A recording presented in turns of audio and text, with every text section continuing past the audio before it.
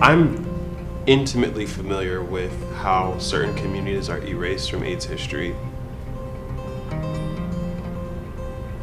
In the 80s, the HIV/AIDS pandemic really was starting to take hold.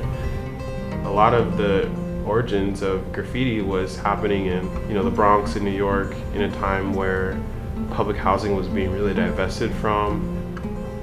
Black and brown youth would paint themselves into their surroundings, as a way to say that they exist. I think about like queer young people for whom there's almost like a missing generation of folks to help share and connect those stories, protecting each other and taking care of each other to continue to live in the face of these crises like COVID and like HIV. All of that kind of has taken shape into the AIDS Memorial.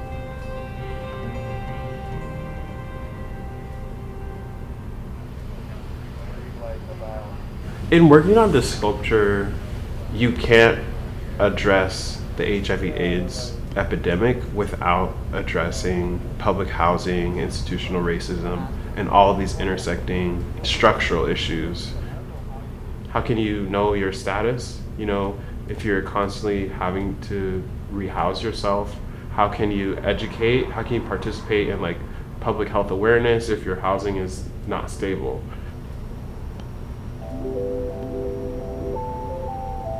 I'm super inspired by the ways that Black communities and queer communities have organized kind of throughout the ages. Thinking even about like rent parties back through the Harlem Renaissance, right?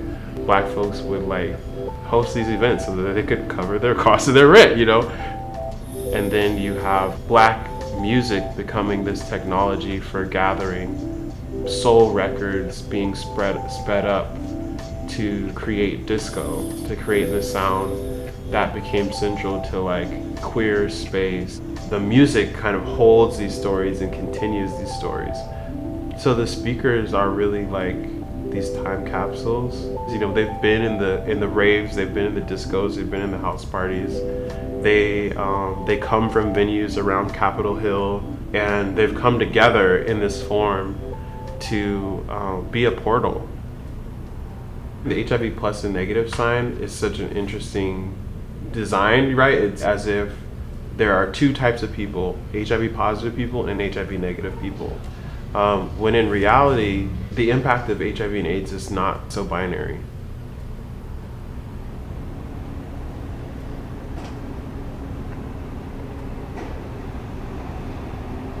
I shifted the plus sign to an X to kind of represent like a shift in thinking about HIV status. Really like thinking about like Malcolm X, thinking about how Harriet Tubman signed her name with an X, how X is this chromosome that connects all genders, how the X is like a symbol for love, but also a symbol for banishment and for exclusion.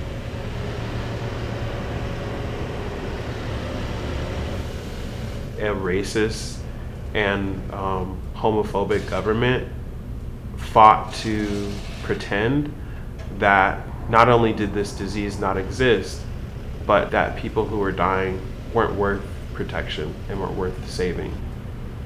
It's so interesting seeing now with a disease like COVID spreading, we're having to actually confront that. Like, wow, actually my health is connected to your health. Without the organizing and activism that happened to create the kinds of public health interventions and treatments that we have for AIDS today, there's absolutely no way that we would be in a position to respond to the crisis of COVID. Now, what do we do with that? Do we try to isolate ourselves and pretend that this isn't real? Or do we do the real work of getting to a world where everyone has the care and support that they need? That, for me, is what is the legacy of HIV and AIDS organizing. That's a continued call to action. My small hope is that people in Central Seattle who remember that space as home recognize this as a space of reclamation. My big hope is that we can listen to our loved ones and the messages of resilience, and in the calls to action that they have left for us to reclaim our power, to reclaim our communities, to refuse to be erased.